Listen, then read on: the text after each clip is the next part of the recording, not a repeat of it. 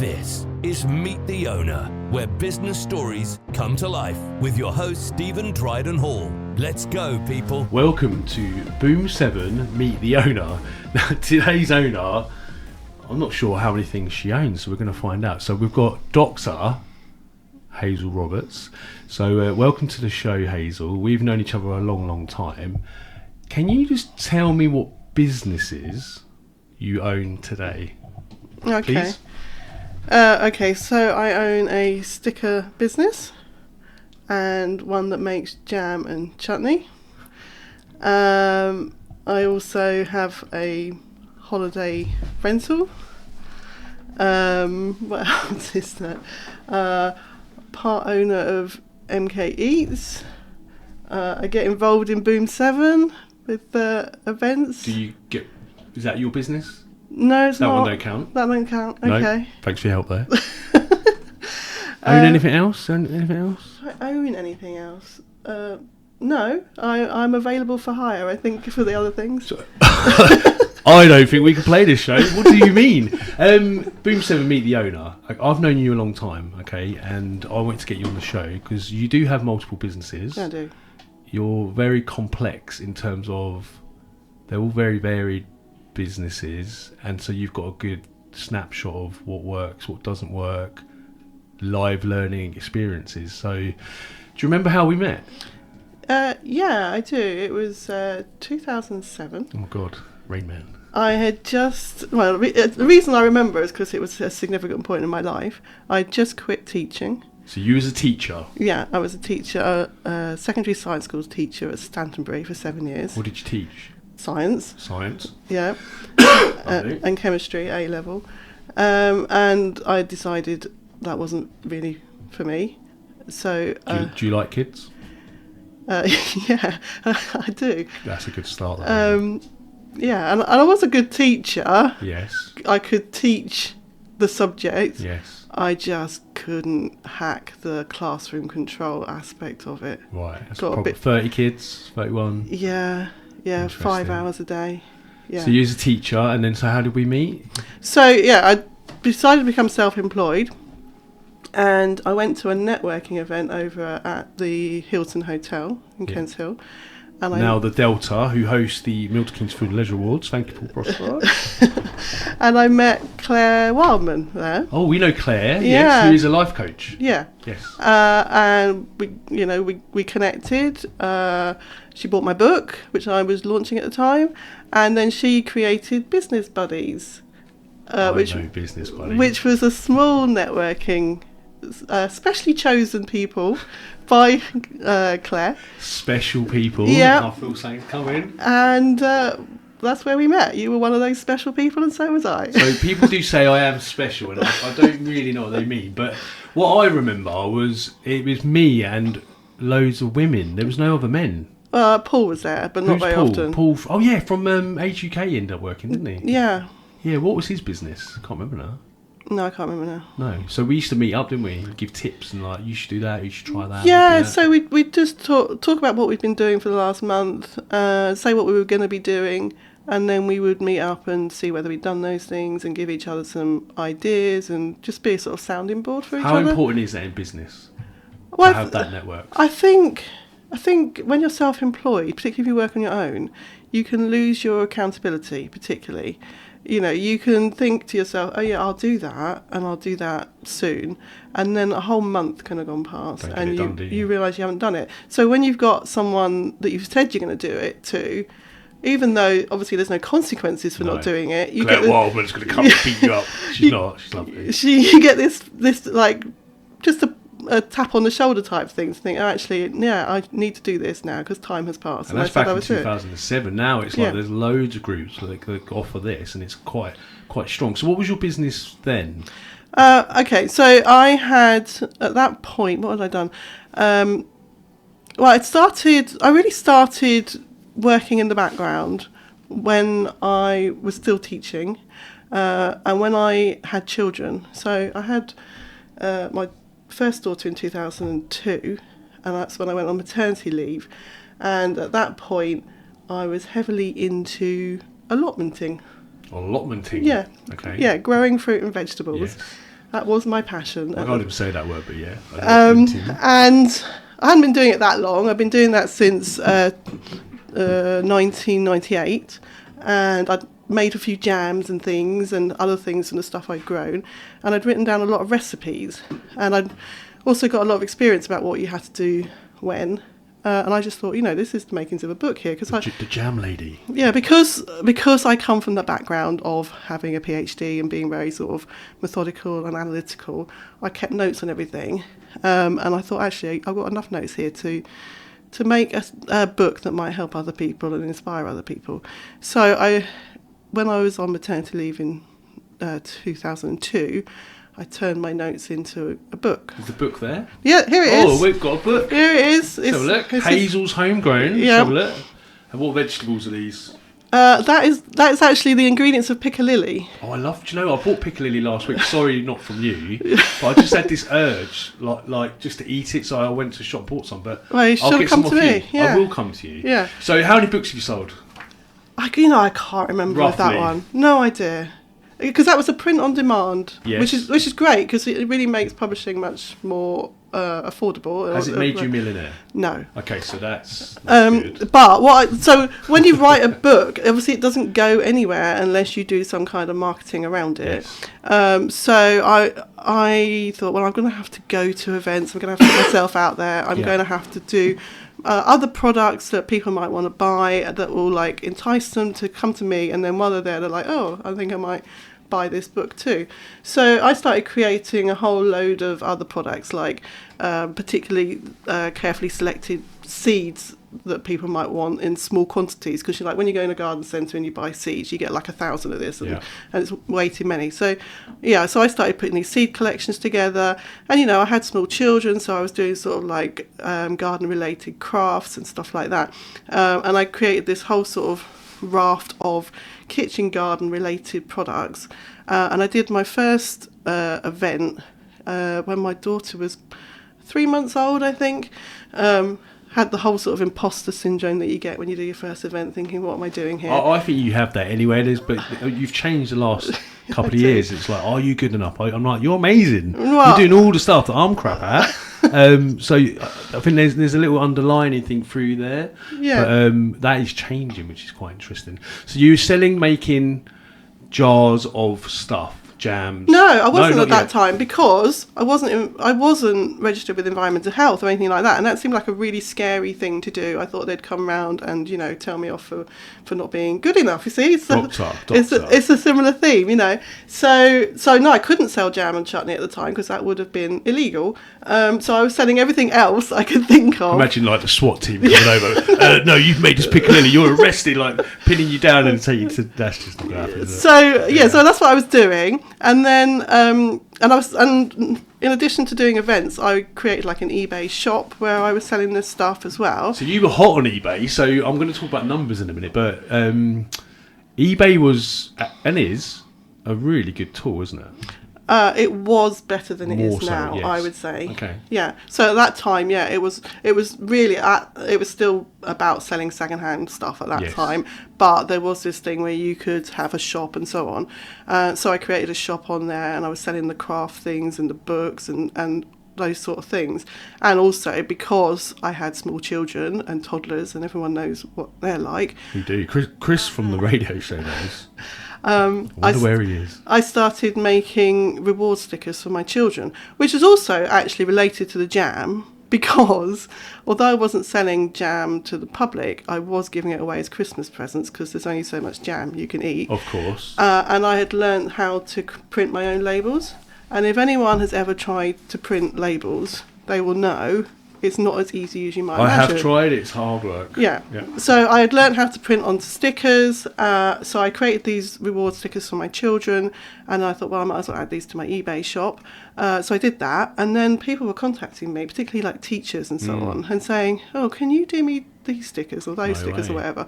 So I was creating all these new designs, and then by 2007, I actually had an eBay sticker shop that was ticking away quite nicely, and I thought, actually, this is good enough that I can quit teaching. Hang on. You're making stickers for teachers Not just teachers. and other people. Yeah. How much money was it generating in a year at its best year? 'Cause Okay. I can't believe this. And actually, when I need stickers, I always ring you, so I'm one of the customers. So the peak of my sticker business was 2012, which I think had a lot to do with it being the Olympics. I was gonna say the and Olympics. also, wasn't it like the Queen's Jubilee or something?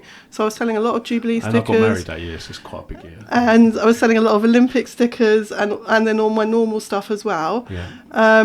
And I took £35,000 Come that year. on. Yeah. A little sheet of stickers. Yeah, and Are I was you selling like joking? $1.99 a sheet as So well. a lot of packs, a lot of posting. You must know the postman well. Yeah. The post office. Yeah, back then I had to like rope my dad in to like put stickers in envelopes because I just couldn't. Crazy. Yeah.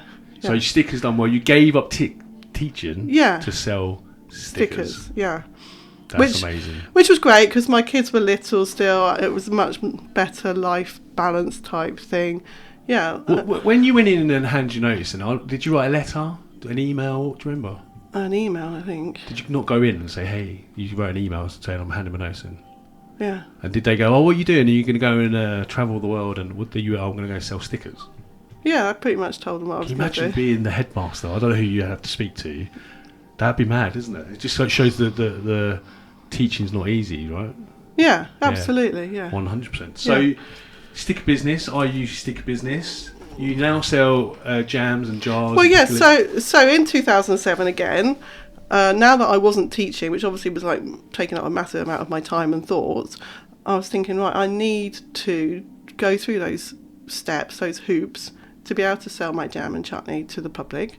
So I registered with Environmental Health, and I went on. Scary. Yeah, it was, but except it wasn't. Was it though? No. No. They came around That's you. They came around to inspect me, and they were really nice, and you know, and I think it's important Inspect to you or your house? I mean, well, they inspect my kitchen. okay, your kitchen. Yeah. Cool. And you know that if there was anything even slightly amiss, they were very sort of supportive about it. So I would say this to people, you know, don't be scared. People do get scared. Yeah, don't they? because it does seem really intimidating, and you do feel like you're going to get shut down or whatever. But they're not like that. They want to support you.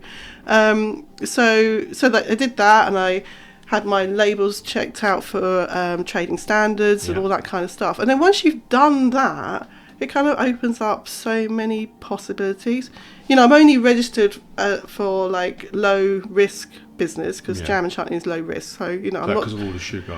Yeah, it's not the sort of thing that's going to give you food poisoning. Yeah, okay. You know, it's quite different from having a kebab shop or handling raw chicken or I love whatever. kebab. Yeah. I've got some jam here. Jam moo cow. Yeah. And I always laugh because the cow's got a K on it. Yeah. It's got a little Milton Keynes stick on it, which I think is Destination MK. I think they've rebranded since They on have, this one. but I do like their old branding, so I know I'm you keeping do. that for the moment. Where's the name come from? Okay, so I was in 2007. I was still Hazel's Homegrown, but Hazel's Homegrown was very much about me in a way, and it's like I needed a brand that people could buy into or see a point to. And I found out with a bit of research, and I think talking to Destination MK, that 3 million tourists come to Milton Keynes Per year. per year. Wow. And I was thinking, right, okay, that's a tourist industry that I need to tap into, because you know, obviously, if I was living in Devon and Cornwall, Yeah. it would not be difficult to sell jam. Yeah. But you don't think of Milton Keynes Scones or scones? scones. Why is it scones? I don't know. It's funny, isn't it? Yeah, Jam or jam? It's just an easy one, isn't it? yeah. Okay, so tourism, 3 million people coming into Yeah, the so city now. So I thought, okay, I need to tap into that tourist industry. And when people come as tourists to a place, they want to buy a product that is related to that place, not related to some person they've never heard of. Cows. So obviously I tapped into the whole concrete cow thing, and it became Jam Moo Cow or Jam MK. So it is it's grown in Milton Keynes, which I think probably surprises the average tourist, and it's made in Milton Keynes, so it's very much a Milton Keynes. Amazing. And I product. remember, I don't know if I helped you, but I was saying, look, you need to get it into these hotels as little sort of goodie things as a person stays in a hotel. Did that ever happen? Yeah, it did. You know, and I mean, there's always been people like you, including you, who Unemployed models. who have said to me, "Oh, you could do this or you could do that," We always sort of have this idea in our head that our businesses need to grow. But with my jam and chutney business, it can't grow, and I don't want it to grow. Okay. Because it is about using up what I can't use from what I grow. But you could grow more, surely. No, because I have a very limited amount of Space. land, Okay. and it has to be.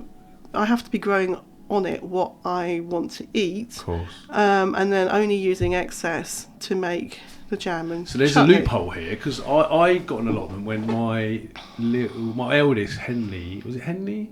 Yeah. So I got access to an allotment. It was like £14 per year. No one could get an allotment. I had one. It was massive. Yeah. Oh my God! I had to get all the weeds down. Yeah. And then they sort of emailed me and said you kind of need to look after your space a bit better. Then they emailed me again, and I said, look, I'm going to give it up, because I thought it would be easy and it'd be cool. Yeah, a lot of people do Just that. had a baby. Rachel's like, what are you doing? Yeah. So I know about the hard work. You can't sell your vegetables off your allotment, is that right? Yeah, so in all allotments there are clauses that say you can't use it for commercial use. But Right, loophole.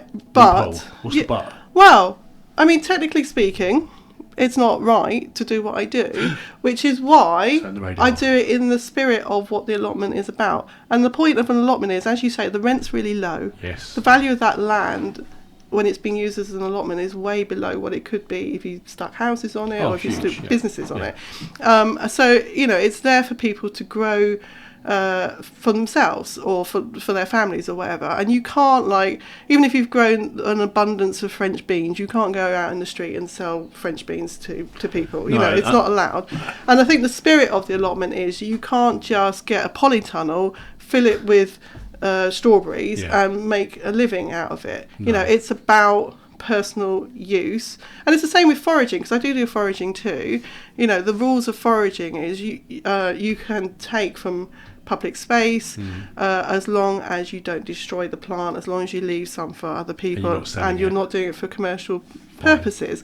And it's really there. The spirit of it is to stop people exploiting spaces and exploiting resources. What resources. you have done is taken the fruit, changed it, jarred it, and I think the key thing is, if I didn't turn it into jam and chutney, then it would go in my compost bin. It's too much. Pointless. Yeah, I can't eat that much. And I'm not deliberately setting out to grow a lot of fruit and vegetables, but anyone who's done it and done it reasonably well will know that you inevitably get more of something than you can use.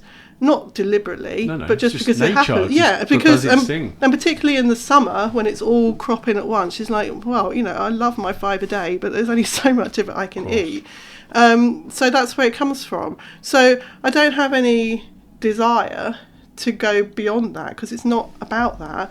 And also it is about the small batch and me personally doing it, and all that kind of thing. If I tried to grow it as a business, I could buy in fruit, I could employ someone else, I could get a big pan, or I could get a unit, an industrial unit, whatever, and it really loses what it's about.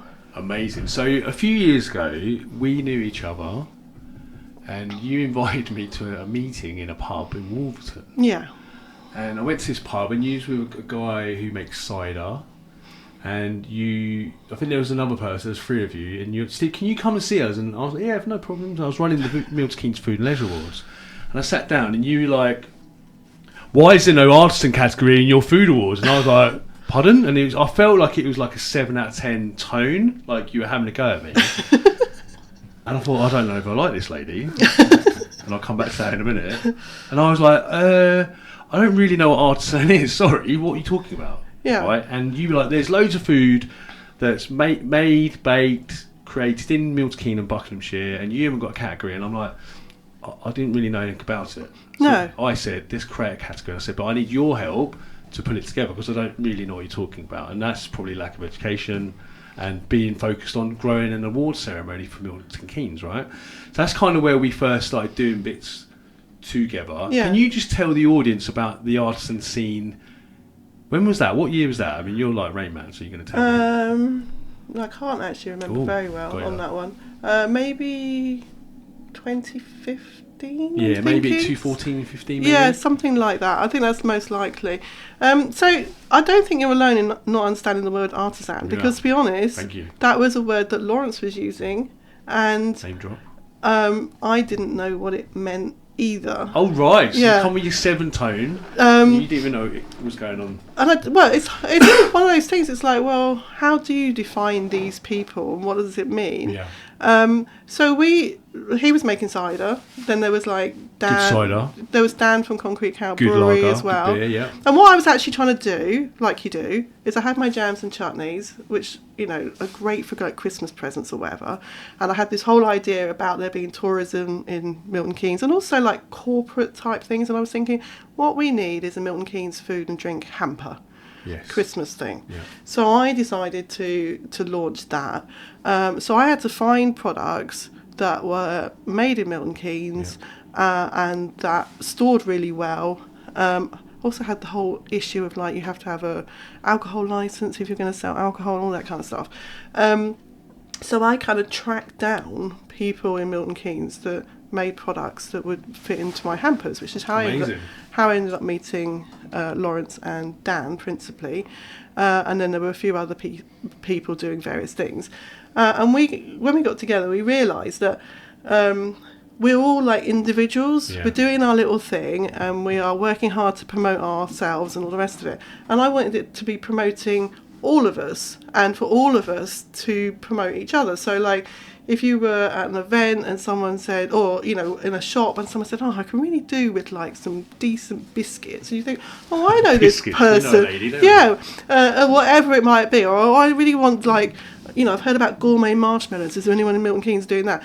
So we would all like help each other.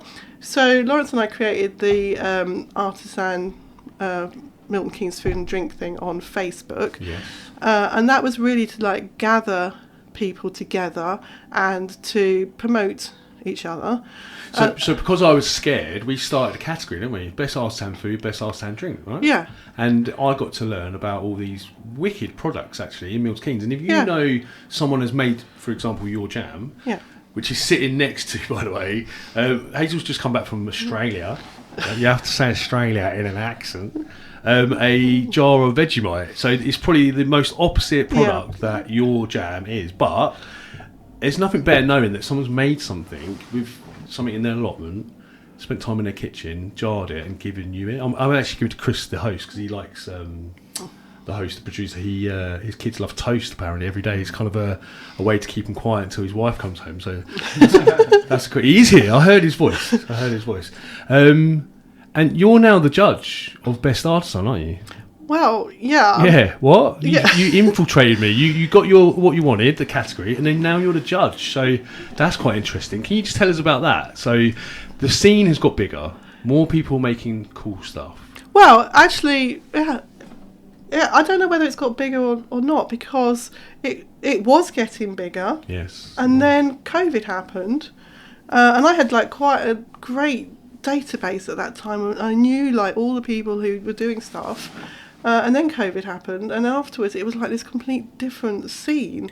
Some people had gone out of business and other people had like come into business, and I had to like relearn. So it is, and also I think as well, it's like, has it grown or have I just known more about it? It feels like it's grown, but it could be that I've just like picked out who these people are. But it is a very vibrant scene now, full of great people and great products. Talking of great people, Phil Fanning from Paris House.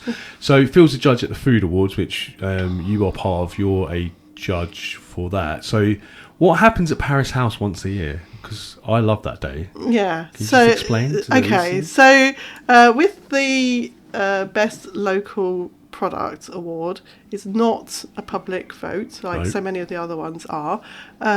So we invite people to enter a particular product each year. Best in jar. Yeah, it might be. Are you allowed to enter? You're not, are you? I'm not allowed to enter. Sucker. No, I mean I won back in. You have won. 2015. Yeah. But no, I don't enter now because obviously I'm judging it. Good. And then they gather I gather together the products that people want to enter. And you gather them because I don't have the time and I'm a bit lazy, and I love it. But they come to your house, don't they? They come to my house and I have a really nice chat Yeah. with the people as well, which is always great. And I get to meet new people each year. Big form as well. It's not just about giving the product. There's always a form which explains, how you are a local product, and it's not just about creating something in Milton Keynes. It's like, do you use local ingredients? Do you collaborate with other local people? Do you have it in local shops? All this kind of stuff. I want to know how local this product is.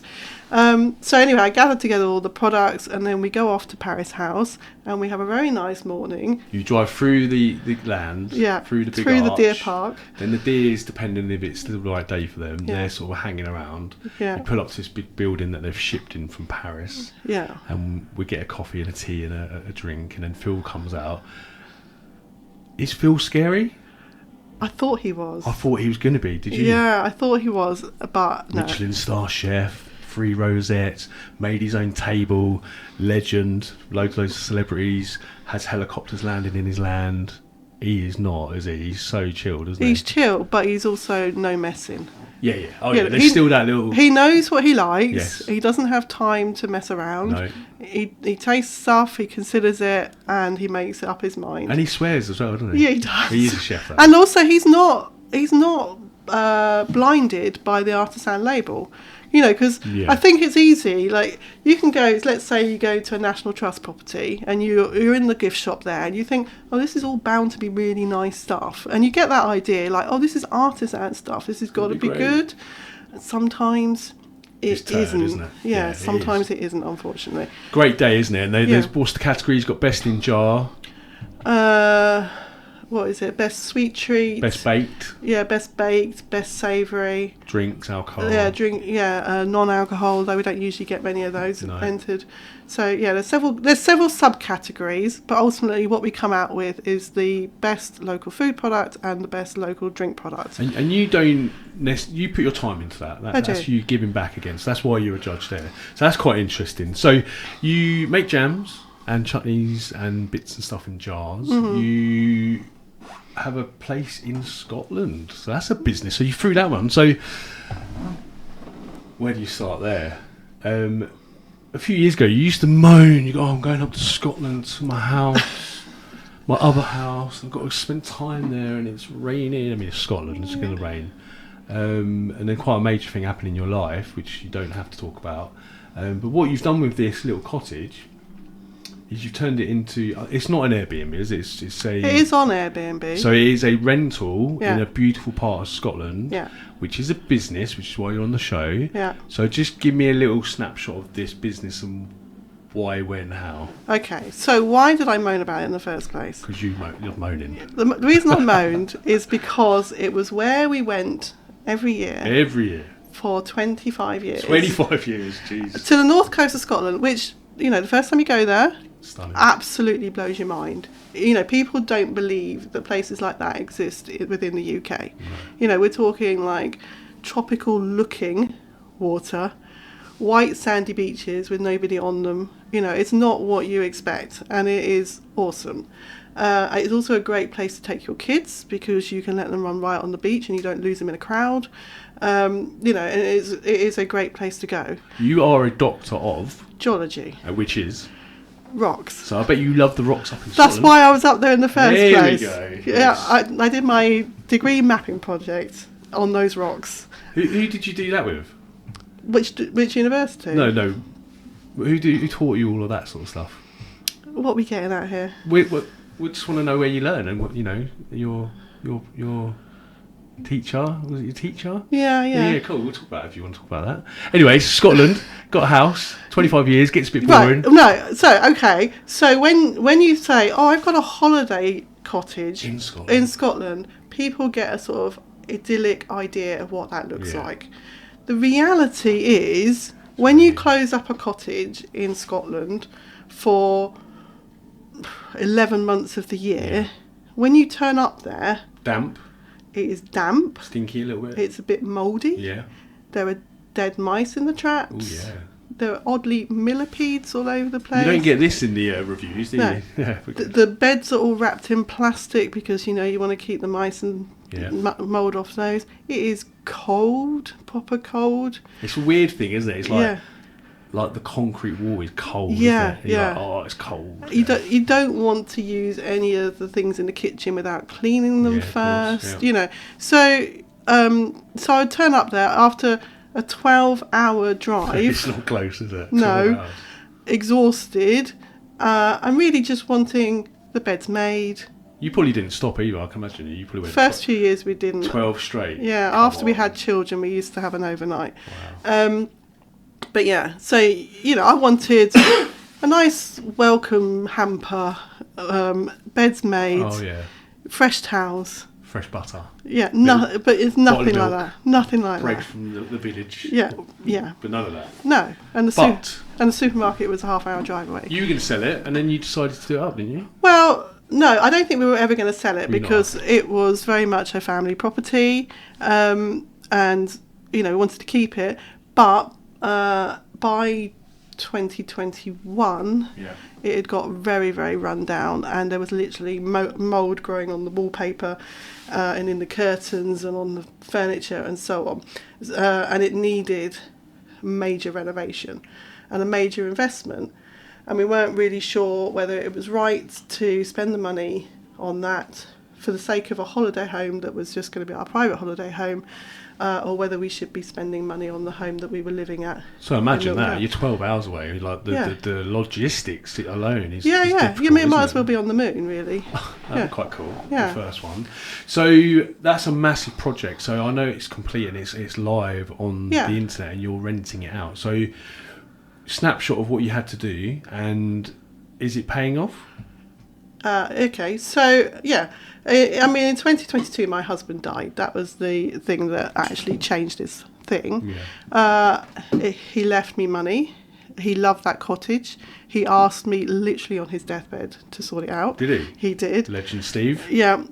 So I felt obliged to do that. So that's what I did. So in 2023, we spent 6 months doing it up. Yeah, I remember talking to you. Yeah, completely stripped it back, which is what it needed. Needed tanking so that it was waterproof on the inside and wouldn't go mouldy again. But yeah, complete refit and a rethink.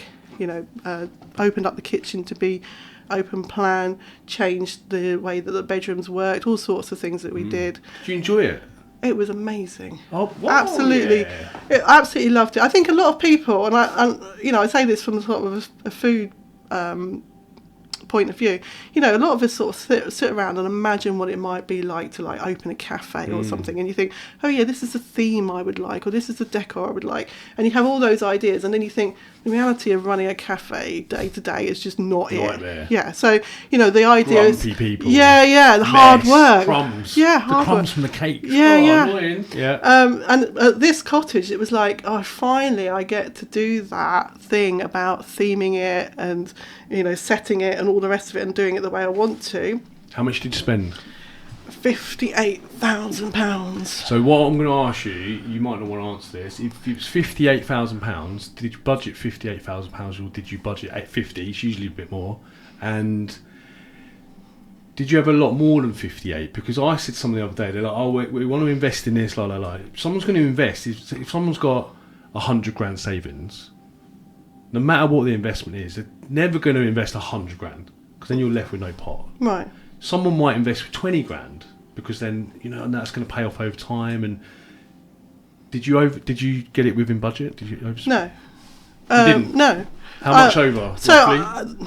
well, I started off initially. I thought that this would be about 40,000, Ooh, yeah. and then after a while, it's like no, because you know when you first start, you realise that there are other jobs that need doing. So then I'm thinking, okay, this is going to be more like 50,000, and then it became 58,000. Although some of that was legal costs and things that we hadn't really thought about. Could you write a book on how to do it? Yeah, I don't know about a book, but certainly a guide, a blog or something on like this is the order in which you do stuff I'd like to read that. and That'd so be on. quite cool.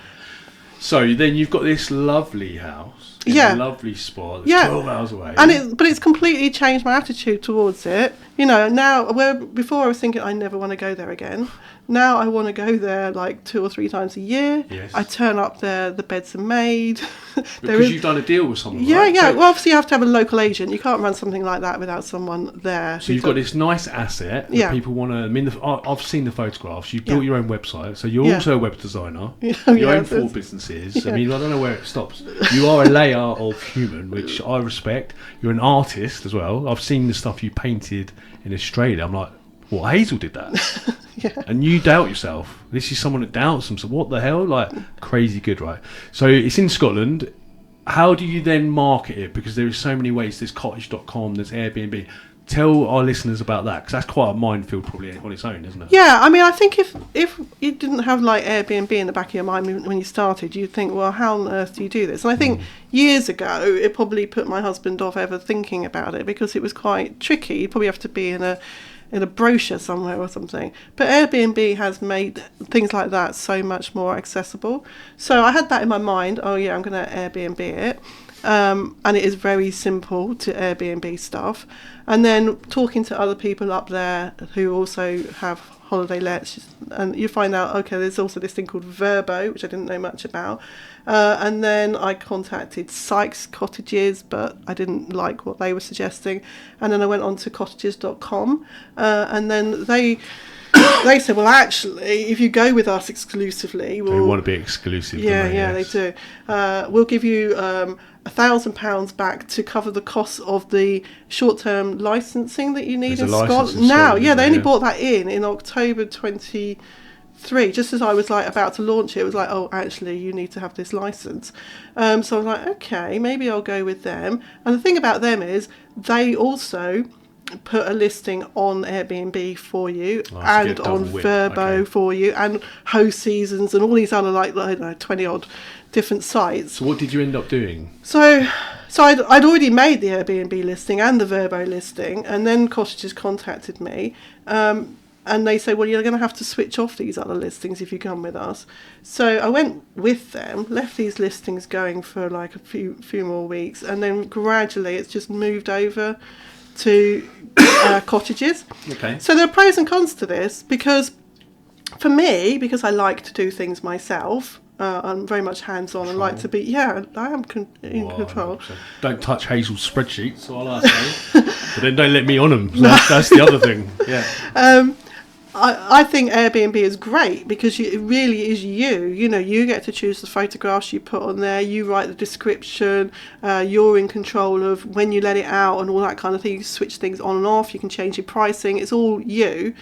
And then there's like Cottages where you have to like do it through them, and they send an agent up and they take the photographs and the agent writes the description and blah blah blah blah, and they control the prices, although you can ask particular things. So I think, I mean, for me, I don't like it particularly, but for other people it'd be great because it's really hands off. So 58 grand Yeah, investment. yeah, A lot of times you can't capture that, but that's fine. yeah. How long's it been on the market in terms of a rental? How many months has it been? We're just coming up to the end of the first year now. Right, so how much has it taken as well? I think it was just over 20,000. So if all things are equal, Yeah. within 3 years, Well, no, because there were costs in that. okay, so You you've know, got your obviously I'm fees. paying like the cleaning fees. The cottages obviously take their percentage out. I have to pay the electricity, which is quite high. What's the bracket for these agents? What sort of between what percentage and another percentage do you have to give away? So if you for every £100 booking, how much is? I don't get guide? that involved in it because they take the money out before they send it to me. If you see what I mean? So But do you know the percentage? I ought to, but I don't. You should do. I know, This I is should. Boom 7, meet the owner. I know. It could be 50%. You don't know. But you know what? Give me your phone. Let's ring them. That's that's a pain, isn't it? You feel that. So if I don't think about it, it doesn't cause me any pain. But also, if Airbnb is 12% and cottages.com are 16%, Surely you go with the cheaper version. No, because you have to the marketing. You have to weigh up the advantages to it, and they were getting me not just on Airbnb, but like 20 other sites across the world. Yeah. And I was doing it on performance as well. When they started to actually bring me in rentals, Yes. I was like, yeah, this is the way to go with it. So can you sit back now, as long as you can talk to your cleaner, Yeah. talk to your local contacts in the village? Can you really sit back and maybe go up and do some maintenance every so often? Yeah, so our plan is to go up at least once a year, maybe twice a year, partly to have a holiday, but also to have a proper check, because obviously you're reliant on someone going in there and telling you stuff. But, there's little bits and pieces you want to see for yourself. Would you're like a property developer, like how many things are on your list? Would you buy a property that is within an hour of your house and do it up and put it on Airbnb? Would you recommend doing that? I think the problem is that initial purchase. Cash. Because I spent all that money just doing it up and getting it onto the market, and I didn't have to spend the initial outlay of buying the building in the first place.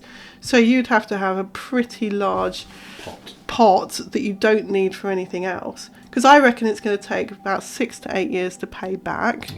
Okay. Fortunately for me, because it was not money I was using for anything else, I don't have to worry about how long that takes, and I don't have to worry about paying a mortgage or anything like that on it in the meantime. Do you remember how much the house was bought for originally? Because my wife's grandma bought this place in Wales, and I was like, oh hey, how much did you spend on it? And it was 2 beds, and it would be about 45 years ago now. And she went, oh, I remember actually, Stephen. She went, they were doing this brochure. It was £6,999. I was like, what? Yeah. What? That is crazy. But I imagine you didn't spend a lot either. Well, my husband bought it, and he paid over the odds for it. Okay, back in the day. In 1983. I was 4. He bought it for £10,000. Oh wow. Yeah. And have you had it valued? Yeah, obviously that was the first thing we did, because I had to think: is this project viable? How much is it going to cost? Is there a rental market up there, or do I just sell it as is? And I was told it would be worth about 75,000. Still cheap, isn't it? At the absolute base rate. But he said, the estate agent who valued it, said to me, that's what I'm going to say, because I have to say it for mortgage purposes. Yeah. He said, but in Scotland they go to auction, and he said chances are you'll have someone from down south wanting to buy a holiday let, and the auction will probably take it over 100,000.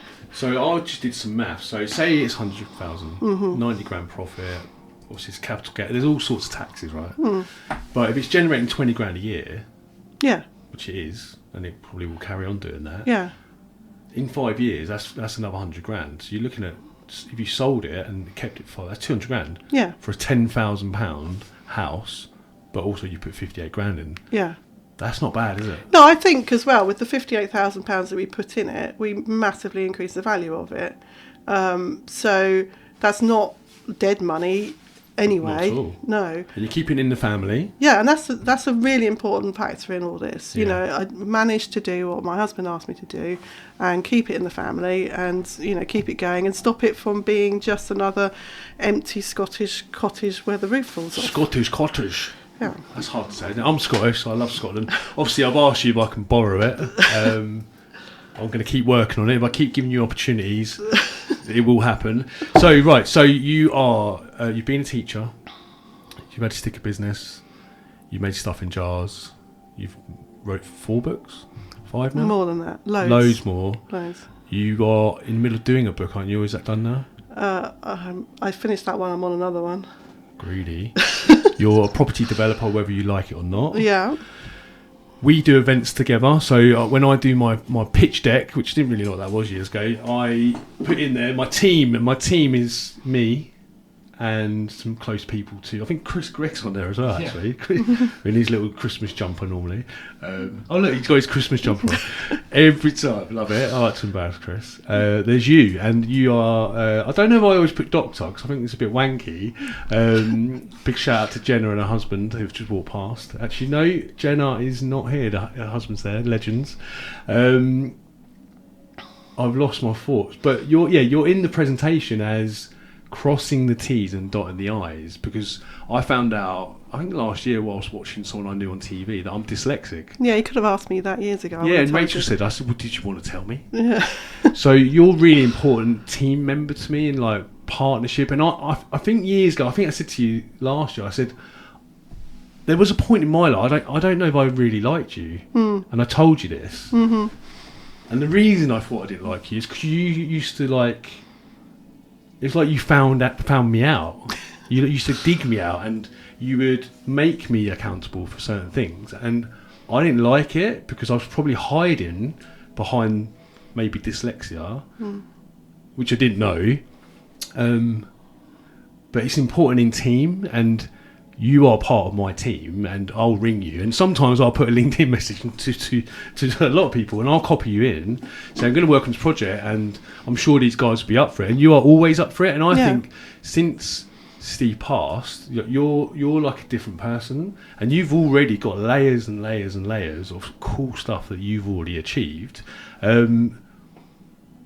What's the next thing? 'Cause we do Frost street food events together, we do street food events together.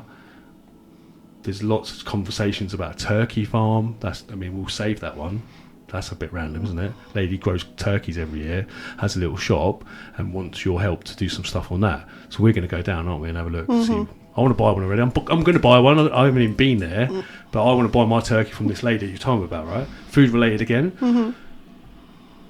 Where are you at today? Because I always think you've always had this kind of like a confidence issue. Yeah. Now, any listener that's listening to this, 1, 2, 3, there's 5 businesses there. And for someone that's not confident, always, it's really inspiring and fascinating and cool, and it proves anyone could do anything if they just focus and put their mind to it. Have you got any tips, and what is the next 5 years? What do you want to work on? Okay, right, there's quite a lot there. There's quite a lot there. I think with the confidence thing, yes, what you will notice that really in what I'm doing, because everything I've ever done has been low risk.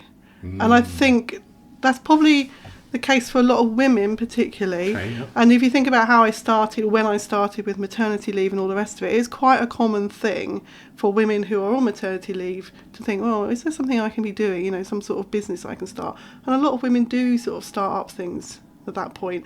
And the key to starting up anything like that is the low risk aspect of it. I have never invested heavily in what I'm doing. I've never gone into debt to do it. I've never taken that leap. I've never had that faith. I've never written a business plan. I can't project what I think I'm going to earn out of anything. Imagine how much more you could do if you just had a few tips and. But sometimes I see emails where they say, "Oh, you could get £10,000 for investment into your business," and I think, well, what would I even spend that on? Because it's always been low risk, and it's always been quite diverse. I'm very much don't put all your eggs in one basket type thing, which is why I've ended up with all these different strands, I think. So there's that. But there's been certain points in my life where I've had to sort of rethink what I'm doing. But it's always come down to like the fundamentals of who I am. When I was at school, I was really annoying because I was good at a lot of stuff. And even like things like choosing which A-levels, every teacher was saying, oh, you should do this subject, you're good at it. And it was hard for me to make a decision. Where for some people, when they are just good at something or particularly motivated by something, it's really clear where they're going to go. And even at A-level, I was thinking, well, do I do art, even though I've always been like really passionate about art? By the way, your art, I couldn't believe it. Grant's your new partner. We could do a show with Grant one day. That's going to be mind-blowing. Like that'd be interesting and fun. And he was sending me these pictures, and he didn't tell me what the pictures were. I just see these like, are they water paints? Watercolours, yeah. And he didn't tell me what they were. He was just randomly sending me these things from Australia, and you'd painted them there. Or was Yeah. it there? Or it was over there, Yeah, wasn't it was over there, yeah. Amazing. Yeah. So, Really talented. so really. I've always done art, and at A level I thought, well, should I do art or should I do some other things? And I thought, well, I can do art, I should do other things that I can't do. So I went off on really, in a way, completely the wrong tangent, and then I ended up going down the whole science route for my degree, and then PhD and all the rest of it, and then even into being a science teacher, where 5 years before that I thought I'm either going to be an illustrator or I'm going to be a journalist, because I was writing like lots of books back then even. And so I went off and did this stuff which I could do quite competently, but wasn't really fundamentally who I was. And then sat in a staff room one day listening to the other teachers around me talking about their job and how they felt. I just thought, I just don't feel like this. No, you're different. Yeah. And I realised that I needed to do something creative. And for me, when you think about the requirements to do a PhD, it's not about being intelligent, it's about being self-disciplined and self-motivated and all those kind of things, all the things that entrepreneurs are actually. I thought this is completely the opposite to what I'm doing as a teacher. You can't even choose when to go for a pee when you're a teacher. Oh, it's annoying, isn't it? Yeah. Put your hand up. What? Yeah. Come on. Yeah, but as a teacher, you can't just leave the classroom, And I was thinking, I just need to do something that is more under my control and more creative. So that was like a major point in my life where I had to change and rethink. And then now, well, actually, I think the next main thing that made me sort of review myself was COVID.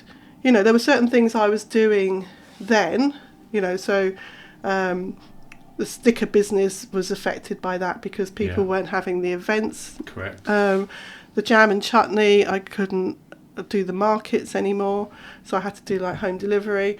I do as well, I haven't mentioned, I do talks to gardening clubs. I know this, yes. So obviously that stopped, yeah. That all stopped.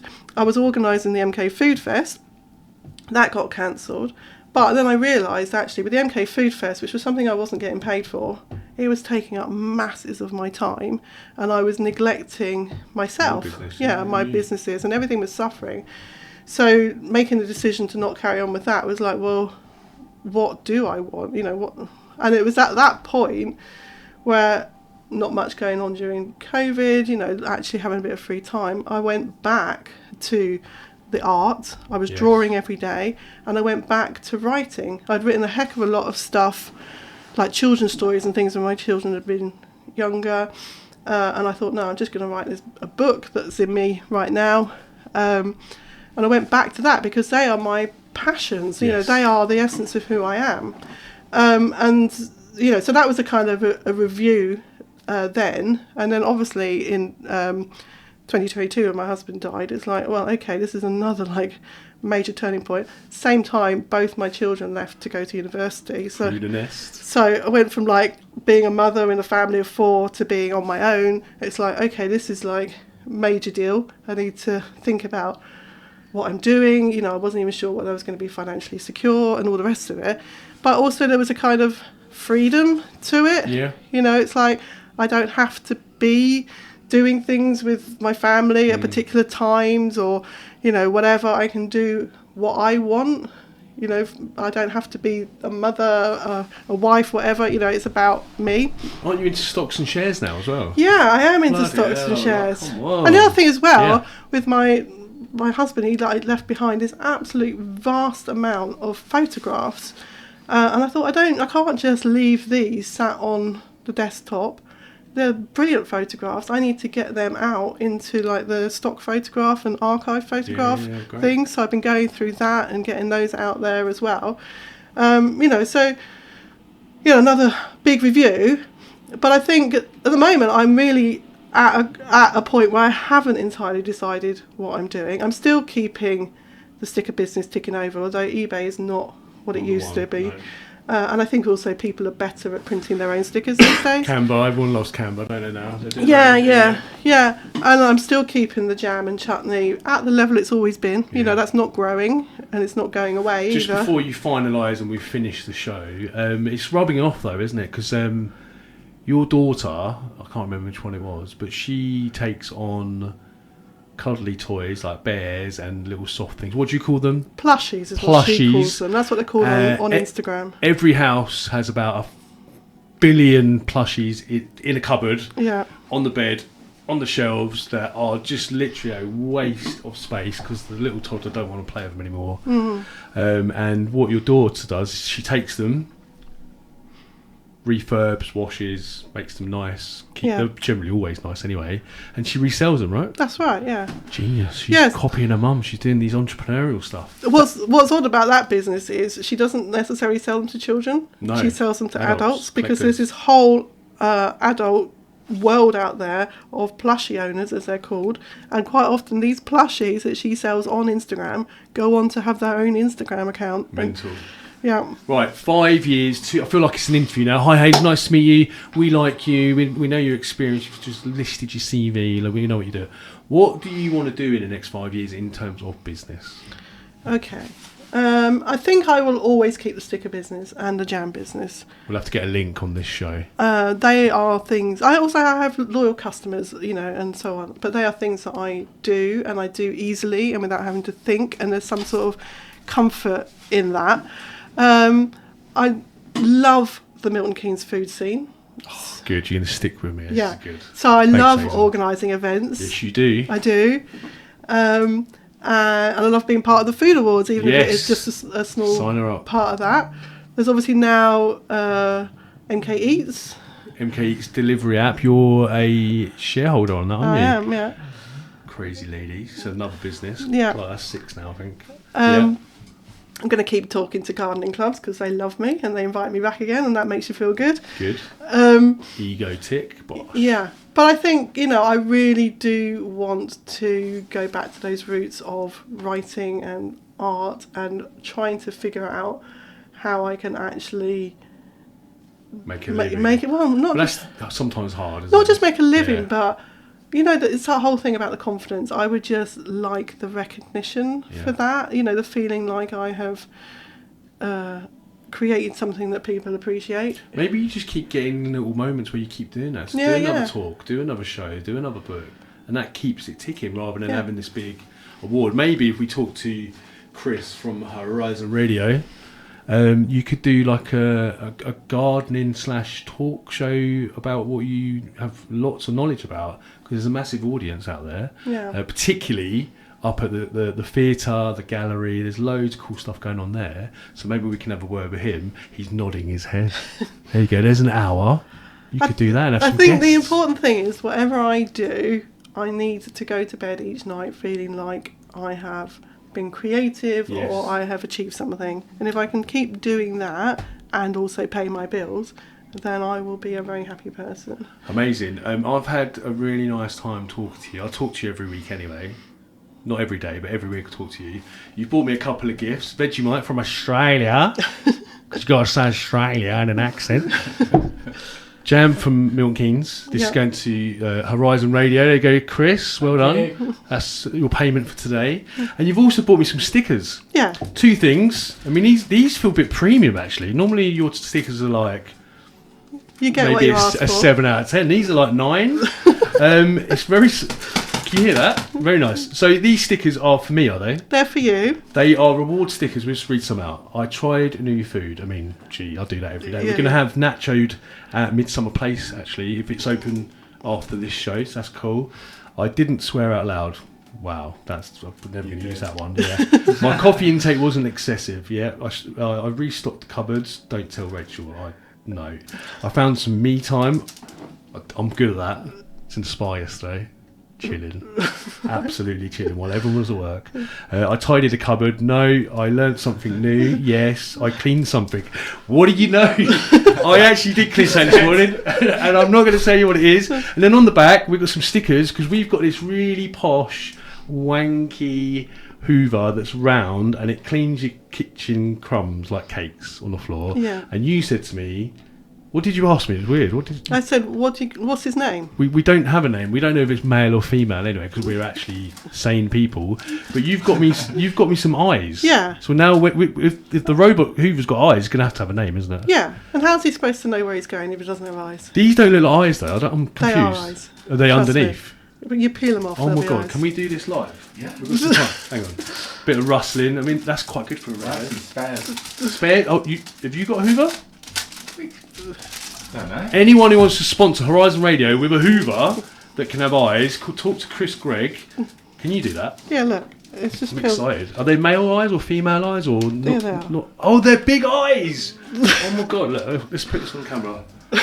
Look, okay, it makes sense now.